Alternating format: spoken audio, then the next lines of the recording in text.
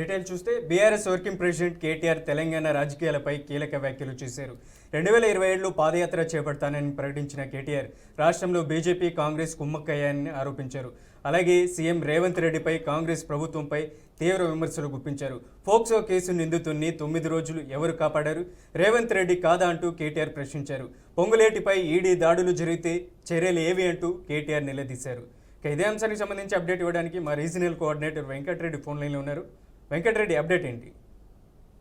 Good evening Manoj. తెలంగాణలో రోజు రోజుకు అధికార ప్రతిపక్ష పార్టీల మధ్య పొలిటికల్ హీట్ అయితే పెరుగుతుందని చెప్పొచ్చు. ఇక ఇప్పటి వరకు అంటే 13వ తెలంగాణ రాష్ట్ర అవతరణ దినోత్సవ సందర్భంగా కేటీఆర్ హైదరాబాద్లోని ప్రెస్ క్లబ్లో కీలక వ్యాఖ్యలు చేశారు. ఇటు ముఖ్యమంత్రి రేవంత్ రెడ్డి ప్రభుత్వాన్ని క్వశ్చన్ చేస్తూ కూడా ఇచ్చినటువంటి హామీలు నెరవేర్చకుండా పరిపాలనలో వెనుకబడ్డారంటూ చెప్తూనే ఇటు తెలంగాణలో బీజేపీతో పాటు కాంగ్రెస్ పార్టీ కలిసి పనిచేస్తుందంటూ కూడా ఘాటు వ్యాఖ్యలు అయితే చేశారు. ఇక గత కొద్ది రోజులుగా హైడ్రామా కొనసాగిస్తూ కూడా ఇటు కాంగ్రెస్ పార్టీ బీజేపీతో అంతర్గత ఒప్పందాలు చేసుకోవడమే కాకుండా ఇటు కేంద్ర మంత్రి బండి సంజయ్ కొడుకు పోక్సో కేసుకు సంబంధించి కూడా 9 రోజుల పాటు అరెస్టు చేయకుండా కూడా కాపాడే ప్రయత్నం చేశారంటూ కూడా రేవంత్ రెడ్డి సర్కార్పై అయితే ఘాటు వ్యాఖ్యలు అయితే కేటీఆర్ చేశారు. మరొక వైపు ఇటు పొంగులేటి శ్రీనివాసరెడ్డి ఆఫీసులు అదేవిధంగా ఇళ్లలో ఏకకాలంలో ఈడీ దాడులు కొనసాగినప్పటికీ కూడా కేంద్ర ప్రభుత్వ సంస్థల పరిధిలో ఉన్నటువంటి ఈడీ చర్యలపై ఎందుకు ముందుకెళ్లలేదు, ఎందుకు కేసులు నమోదు చేసి చర్యలు తీసుకోలేదంటూ కూడా కేటీఆర్ అయితే ఘాటుగా స్పందించారు. మరొక వైపు 2027లో ఇక పొలిటికల్ పార్టీ స్టాండ్ తీసుకునే విధంగా కూడా అదేవిధంగా తమ క్యాడర్లో ఉత్సాహం వచ్చే విధంగా కూడా పాదయాత్ర రాష్ట్ర వ్యాప్తంగా చేస్తానంటూ సంచలన వ్యాఖ్యలు చేశారు. 2028 ఎన్నికల్లో రాబోయేది బీఆర్ఎస్ ప్రభుత్వమే, తెలంగాణలో అధికారంలోకి వస్తుంది, కేసీఆర్ మళ్ళీ ముఖ్యమంత్రి అవుతారంటూ కూడా తన జోస్యం అయితే చెప్పుకుంటూ వచ్చారు. ప్రస్తుతం మరొక వైపుకు తెలంగాణ రాష్ట్ర ప్రభుత్వం ప్రస్తుతం కాంగ్రెస్ పార్టీ 2.5 సంవత్సరాలుగా పరిపాలన కొనసాగిస్తూనే ఇచ్చినటువంటి హామీలు నెరవేర్చలేదంటూ ప్రభుత్వం ఇచ్చినటువంటి హామీల విషయంలో కూడా ఇటు బీఆర్ఎస్ వర్కింగ్ ప్రెసిడెంట్ కేటీఆర్ అయితే ఘాటు వ్యాఖ్యలు చేశారు. ప్రభుత్వాన్ని టార్గెట్ చేస్తూ ఇరకాటంలో పెట్టే విధంగా కూడా తన వ్యాఖ్యలు అయితే ఉన్నాయని చెప్పొచ్చు. రాబోయే రోజుల్లో ఇక బీఆర్ఎస్ పార్టీ దూకుడు పెంచుతూ కూడా క్షేత్రస్థాయిలో తమ పార్టీ పట్టు నిలుపుకునే దిశగా కూడా పార్టీని సమాయత్తం చేస్తూనే రాబోయేటువంటి ఎన్నికలకు సమరశంకం పూరిస్తూ కూడా హైదరాబాద్లో ఉన్నటువంటి ప్రెస్ క్లబ్ వేదికగా అయితే ఈ వ్యాఖ్యలు చేశారు. దీంతో కొంతమేర బీఆర్ఎస్ పార్టీ తెలంగాణలో దూకుడు పెంచిందని చెప్పొచ్చు. ఇక కేటీఆర్ చేసినటువంటి వ్యాఖ్యల నేపథ్యం చూస్తే కనుక ఇటు బీఆర్ఎస్ పార్టీపై నిన్న జరిగినటువంటి కాంగ్రెస్ పార్టీ నాయకులు చేసినటువంటి వ్యాఖ్యల్ని తిప్పికొడుతూ కూడా కేటీఆర్ చేసిన వ్యాఖ్యలు కూడా ఇటు బీజేపీ కాంగ్రెస్ పార్టీ రాష్ట్రంలో కలిసి పనిచేస్తున్నాయనే కోణంలో ప్రజల ముందు ప్రజెంట్ చేసే విధంగా అయితే ప్రయత్నం చేశారని చెప్పొచ్చు. మరొక వైపు ఇటు కేటీఆర్ రాష్ట్ర వ్యాప్తంగా కూడా పాదయాత్ర చేస్తాను, సమస్యలను ఏదైతే ప్రజల ముందుకు మీరు ఇచ్చినటువంటి హామీలు ఉన్నాయో హామీలను ప్రజలకు వివరించే దిశగా కూడా ముందుకు పోతామంటూ కూడా చేసినటువంటి వ్యాఖ్యల్లో రాజకీయ వేడి అయితే రోజు రోజుకు తెలంగాణలో పెరుగుతుందని చెప్పొచ్చు. ఇక నిన్న జరిగినటువంటి రాజకీయ పరిణామాలు కావచ్చు, ఇక గత కొద్ది రోజులుగా బీఆర్ఎస్ను టార్గెట్ చేస్తూ కాంగ్రెస్ నేతలు చేస్తున్నటువంటి వ్యాఖ్యలకు సమాధానం చెప్తూ కేటీఆర్ ఇక ప్రెస్ క్లబ్లో చేసినటువంటి వ్యాఖ్యలు అయితే తీవ్ర దుర్మానం అయితే లేపుతున్నాయని చెప్పొచ్చు. ఇక రేవంత్ సర్కార్ను టార్గెట్ చేస్తూ చేసినటువంటి ఈ వ్యాఖ్యలు రాబోయే రోజుల్లో ఎలా మలుపు తిరగబోతాయనే కోణంలో రాజకీయ విశ్లేషకులు అయితే భావిస్తున్నారు. ఇక 2027 నుంచి కూడా అంటే ఒక ఎన్నికల 1 సంవత్సరం ముందు నుంచి కూడా పాదయాత్ర చేస్తూ రాష్ట్రంలో కాంగ్రెస్ పార్టీ పాలనలోని వైఫల్యాలను ఎండగడుతూ కూడా ముందుకు సాగుతామంటూ కేటీఆర్ చేసినటువంటి వ్యాఖ్యలకు ఇక ఇప్పటికే కాంగ్రెస్ నేతలు ఒక్కొక్కరిగా అయితే స్పందిస్తున్నారు. ఇక రాష్ట్రంలో 10 ఏళ్ల పాటు పాలన కొనసాగించినటువంటి బీఆర్ఎస్ పార్టీ 7 లక్షల కోట్లకు పైగా అప్పులు చేసింది. ఇక ప్రస్తుతం ఆ అప్పులు తీర్చేందుకే 2.5 సంవత్సరాల పాటు కాంగ్రెస్ ప్రభుత్వం పనిచేస్తూ వస్తుంది. ఇప్పుడు మళ్ళీ ఎలక్షన్ల ముందు ఇలాంటి మాటలు చేయడం పట్ల తాము ఖచ్చితంగా ఖండిస్తున్నామంటూ కూడా కాంగ్రెస్ నేతలు అయితే చెప్తుండడంతో కూడా రాజకీయ వేడి ఇటు కాంగ్రెస్ బీఆర్ఎస్ పార్టీల మధ్య అయితే రగులుకుంటుందని చెప్పొచ్చు.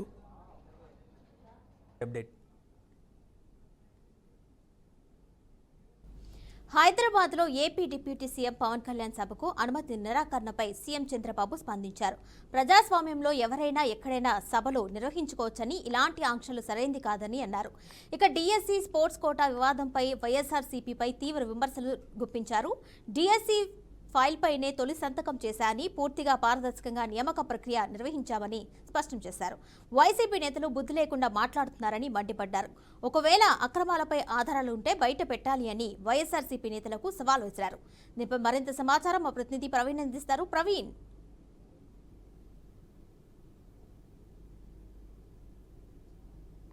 ఉప ముఖ్యమంత్రి పవన్ కళ్యాణ్ సభకు అయితే పోలీసులు అనుమతి నిరాకరించిన ఘటనపై అయితే ఏపీ సీఎం చంద్రబాబు నాయుడు అయితే స్పందించారు.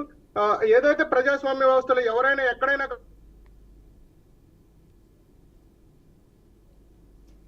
చూడొచ్చు. ఉమ్మడి రాష్ట్ర విభజన జరిగి అప్పుడే 12 ఏళ్ళు గడిచిపోయాయని ఆయన అయితే గుర్తు చేసే ఇప్పుడు 2 రాష్ట్రాల నాయకులు ప్రాంతీయ విద్వేషాలతో కాకుండా అభివృద్ధి పైన పోటీ పడాలంటూ కూడా ఆయన మాట్లాడుతూ చూడొచ్చు. లేనిపోని ఈ అనవసరంగా వివాదాలు సృష్టించి రాజకీయ పబ్బం గడుపుకోవద్దని పరోక్షంగా ఇక డిఎస్సి నియామకాల్లో అక్రమాలు జరిగాయంటూ ఆవేదన వ్యక్తం చేస్తున్న అభ్యర్థులకు వైఎస్ఆర్సీపీ అధినేత వైఎస్ జగన్ అండగా ఉంటామని హామీ ఇచ్చారు. తాడేపల్లిలో జగన్ ను కలిసిన డిఎస్సి అభ్యర్థులు తమకు జరిగిన అన్యాయాన్ని వివరించగా న్యాయపరమైన పోరాటానికి పార్టీ పూర్తి సహకారం అందిస్తుందని ఆయన తెలిపారు. రైట్, ఇదే అంశానికి సంబంధించి మరింత సమాచారం మా బీఆర్కే ప్రతినిధి సువర్ణబాబు అందిస్తారు. సువర్ణబాబు, చెప్పండి, అంశానికి సంబంధించి అప్డేట్స్ ఏంటి?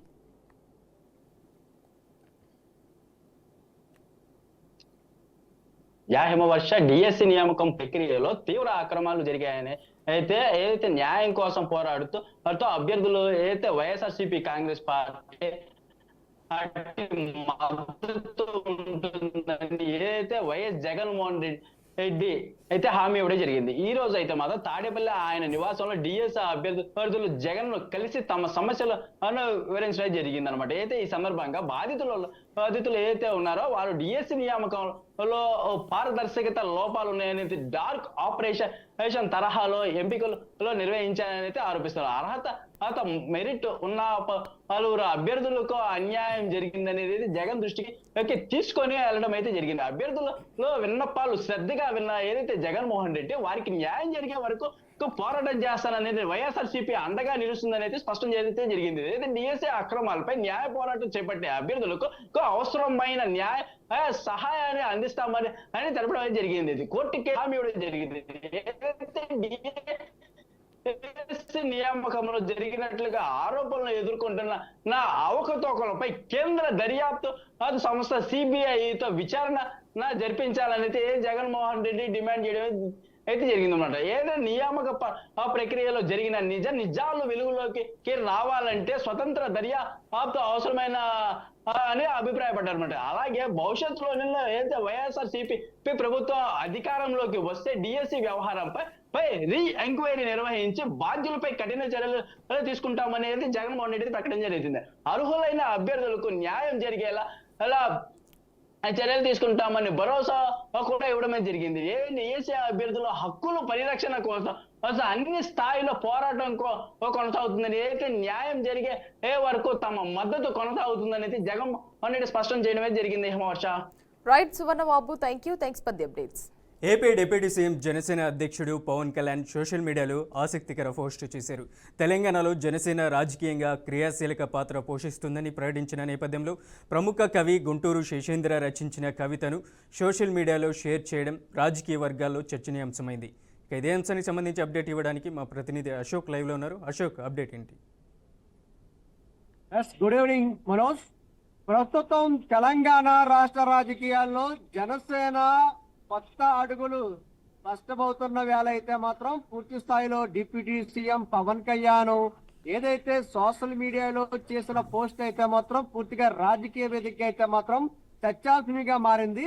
హైదరాబాద్ లో పెట్టిన ప్రెస్ మీట్ అనంతరం కూడా ఎవరైతే డిప్యూటీ సీఎం పవన్ కళ్యాణ్ అయితే గుంటూరు శేషాద్రి శర్మ సంబంధించినటువంటి కవితనైతే మాత్రం అదే నా దారి అన్న కవితనైతే మాత్రం పూర్తి స్థాయిలో అయితే మాత్రం పోస్ట్ చేయడంతో ఒక్కసారిగా యొక్క జనసేన రాజకీయాల్లో అయితే మాత్రం పూర్తి స్థాయిలో ఇదొక చర్చాంశంగా మారవద్దని చెప్పవచ్చు మనం. అయితే ఇప్పటికే కూడా జనసేన ఆధిపత్యం వహిస్తున్న జనసేన నాయకుడు అయితే మాత్రం పూర్తి స్థాయిలో తెలంగాణలో తెలంగాణ ప్రజల పాటున పోరాటం చేశాను అంటూ కూడా చెప్తున్నారు. ఎప్పుడు కూడా నేను ఇక తెలంగాణ సమయంలో వారి ఉద్యమాల్లో కూడా నేను వారికి వెన్నంటే ఉన్నాను, వారి కోసం కూడా పోరాటం చేయడం జరిగింది అని చెప్పేసి కూడా చెప్పడం జరిగింది. తాను ఏదైతే యొక్క పూర్తి స్థాయిలో అయితే మాత్రం ఇక తెలంగాణలో రాష్ట్రంలో చేసి వస్తే రాజకీయ ప్రయోజనాల కోసం కాదు, ఇక సంబంధించిన తన సిద్ధాంతాల కోసమే అంటూ కూడా ఇక పవన్ కళ్యాణ్ అయితే మాత్రం ప్రకటించడం జరిగింది. అయితే ఏదేమైనప్పటికీ సోషల్ మీడియాలో ఏదైతే ఇక deputy CM Pawan Kalyan post చేసిన ఈ సంబంధించినటువంటి శేషాద్రి శర్మ కవితను అయితే మాత్రం పోస్ట్ చేయడంతో ఏదైతే పూర్తిగా సవాళ్ళు అదే విధంగా సంబంధించినటువంటి ఏదైనా సరే ఎదురైన వాటిని పూర్తి స్థాయిలో అయితే మాత్రం వాటిని అధిగమింటూ ఎదురుకు వెళ్ళడమే నా సిద్ధాంతం అంటూ కూడా భావం అయితే మాత్రం పూర్తిగా ఈ యొక్క కవితలో ఉండడంతో ఎన్ని సవాళ్ళైనా ఎన్ని యుద్ధాలైనా పూర్తిగా వాటిని అధిగమించుకుంటూ ఎదురుకు వెళ్ళకపోవడమే అదే నా దారి అంటూ ఈ యొక్క ఎవరైతే శాస్త్రాద్రి శర్మ సంబంధించినటువంటి ఈ యొక్క సాహిత్య కవితలో ఉన్న భావంతో అయితే మాత్రం పూర్తిగా తెలంగాణ జనసేన నాయకులు అదే విధంగా కార్యకర్తల్లో అయితే మాత్రం ఉత్సాహం మరింత పెరిగిందని చెప్పవచ్చు. అదే విధంగా జరిగినటువంటి యొక్క జనసేన ప్రెస్ మీట్ లో కూడా పవన్ కళ్యాణ్ స్పష్టంగా ప్రకటించడం జరిగింది. త్వరలోనే ఈ యొక్క పూర్తి స్థాయిలో రాజకీయ తెలంగాణ రాష్ట్ర విధంగా అయితే మాత్రం రాబో యొక్క అసెంబ్లీ ఎన్నికల్లో కూడా యొక్క కసరత్తు ఏదైతే ఎన్నికలపై కూడా పూర్తిగా పోటీ చేస్తుందని చెప్పేసి కూడా స్పష్టం చేయడంతో అయితే మాత్రం తెలంగాణ రాష్ట్ర రాజకీయాల్లో అయితే మాత్రం ఒక్కసారిగా జనసేన ఏ విధంగా ముందుకు వెళ్ళబోతున్న రాజకీయ చర్చాంశం అయితే మొదలైందని చెప్పవచ్చు మనం. అయితే ఇప్పటికీ ఏదేమన్నప్పటికీ నెట్ అంటే ఏదైతే పవన్ కళ్యాణ్ చేసినటువంటి యొక్క సోషల్ మీడియాలో చేసినటువంటి అదే నా దారి శేషాద్రి శర్మ సంబంధించినటువంటి యొక్క కవిత అయితే మాత్రం పూర్తిగా కూడా సోషల్ మీడియాలో నెట్ అంటే వైరల్ అవుతుంది. అయితే ఇది పూర్తిగా సాహిత్య పరంగానే పోస్ట్ అయిందా లేదా తెలంగాణ రాజకీయాలకు పూర్తి స్థాయిలో స్వాగతం పలుకుతున్న పవన్ కళ్యాణ్ ఈ రోజు ఆ పూర్తి స్థాయిలో జనసేన అడుగు వేయబోతుంది. రాబోయే రోజుల్లో తెలంగాణ రాష్ట్ర రాజకీయాల్లో మరింత బలం పుంజుకుపోతుందని హెచ్చరికలుగా కూడా అవుతుందని చెప్పేసి కూడా ఇక సంబంధించిన రాజకీయ విశ్లేషణలు కూడా ఒకసారిగా చెప్తున్నారు. ఏదేమన్నప్పటికీ తెలంగాణ రాష్ట్ర రాజకీయాల్లో అయితే మాత్రం జనసేన పూర్తి స్థాయిలో అయితే మాత్రం పాల్గొంటుందని చెప్పేసి ఇక ప్రెస్ మీట్ పరంగా అయితే మాత్రం డిప్యూటీ సీఎం పవన్ కళ్యాణ్ అయితే మరొకసారి స్పష్టం చేయడం జరిగింది. ఈ యొక్క వేదిక పరంగా చేస్తున్న ఈ యొక్క పోస్ట్ ద్వారా అయితే మాత్రం జన సైనికులు తెలంగాణలో రాష్ట్ర జన సైనికులు అయితే మాత్రం మరింత ఉత్సాహం పెరిగిందని చెప్పేసి చెప్పవచ్చు Manoj. Right Ashok, thank you for the update. ప్రధాని Modi, CM Chandrababu, deputy CM Pawan Kalyan తలకిందులుగా తపస్సు చేసిన నికార్సైన వైఎస్ఆర్సీపీ ఓట్లు తొలగించలేరు అని వైఎస్ఆర్సీపీ నేత మాజీ మంత్రి పేర్ని నాని అన్నారు. ఆంధ్రాలో మీటింగ్ పెట్టలేడు కానీ పవన్ తెలంగాణలో మీటింగ్ పెడతాడట. సూపర్ 6 పై తెలంగాణలో ప్రశ్నిస్తాడట. తల్లికి కూడు పెట్టలేనోడు పినతల్లికి పట్టుచేరు పెడతాడట. ఇక్కడ నీ తమ్ముడు లోకేష్ ఉద్యోగాల పేరుతో దోచేస్తున్నాడు, ఆయన్ని ప్రశ్నించలేవు కానీ తెలంగాణలో ప్రశ్నిస్తాడట అంటూ పవన్ కళ్యాణ్కు పేర్ని నాని కౌంటర్ ఇచ్చారు. దీనిపై మరింత సమాచారం ప్రతినిధి నందిని అందిస్తారు. నందిని, ఏదైతే తెలంగాణ గడ్డపై డిప్యూటీ సీఎం పవన్ కళ్యాణ్ చేసిన వ్యాఖ్యలు ఏమైతే ఉన్నాయో ఇప్పుడు ఆ వ్యాఖ్యలు ఏపీ రాజకీయాల్లో కొత్త చర్చకు అయితే దారి తీసిందని చెప్పాలి. ఏదైతే డిప్యూటీ సీఎం పవన్ కళ్యాణ్ చేసిన వ్యాఖ్యలపై అయితే మాజీ మంత్రి పెర్ని నాని అయితే ఘాటుగా స్పందించారు. ఆయన పలు విమర్శలు కూడా గుప్పించారని చెప్పాలి. ముఖ్యంగా ఏదైతే ఏపీ రాజకీయాల్లో ఏదైతే కూటమిలో హామీలు ఏమైతే ఉన్నాయో ఎన్నికల హామీలను నెరవేర్చలేకపోయారు కానీ తెలంగాణలో ఏవైతే 6 హామీలు ఉన్నాయో హామీలపై మాట్లాడడం సరికాదంటూ కూడా ఆయన ఘాటుగా స్పందించారని చెప్పాలి. ముఖ్యంగా ఏదైతే తెలంగాణలోని జనసేన బలపడేందుకు అడుగులు ముందుకు వేస్తున్న సమయంలో పెర్ని నాని చేసిన వ్యాఖ్యలు అంటే ఈ వ్యాఖ్యలను రాజకీయంగా ఎదుర్కొనేందుకు దీనికి ఉదాహరణగా ఆయన చెప్పారన్నది కూడా విశ్లేషకులు కూడా చెప్తున్న భావన అయితే కనిపిస్తుందని చెప్పాలి. ముఖ్యంగా ఏదైతే తెలంగాణలోని రాజకీయంగా ముందుకు వెళ్తూ ఏపీలో కూటమిలో ఉన్న జనసేన ఏ విధంగా ముందుకు వెళ్ళబోతుందన్న దాన్ని కూడా విశ్లేషకులు కూడా భావిస్తున్న పరిస్థితి అయితే కనిపిస్తుంది. ఏదైతే ఇప్పటికే తెలంగాణకు సంబంధించి ఏదైతే పవన్ కళ్యాణ్ చేసిన వ్యాఖ్యలు అంటే సభకు అనుమతించమని ఏదైతే చెప్పారో ఆ సభకు అనుమతికి సంబంధించి కూడా ఎందుకు మీరు అక్కడున్న సీఎం ని రేవంత్ ని ప్రశ్నించలేదంటూ కూడా ఎవరైతే పెర్ని నాని కూడా ప్రశ్నించడం కూడా జరిగింది. అలాగే చూసుకున్నట్లయితే ఇప్పటికే జనసేన నేతలు వీడి బయటికి వెళ్లే అవకాశాలు కూడా ఉన్నాయి. కేవలం రాజకీయ వ్యూహంతోనే రాజకీయ ఏదైతే పలుకుబడి కోసమే డిప్యూటీ సీఎం పవన్ కళ్యాణ్ తెలంగాణ వేదికగా ఇటువంటి వ్యాఖ్యలు అయితే చేశారు.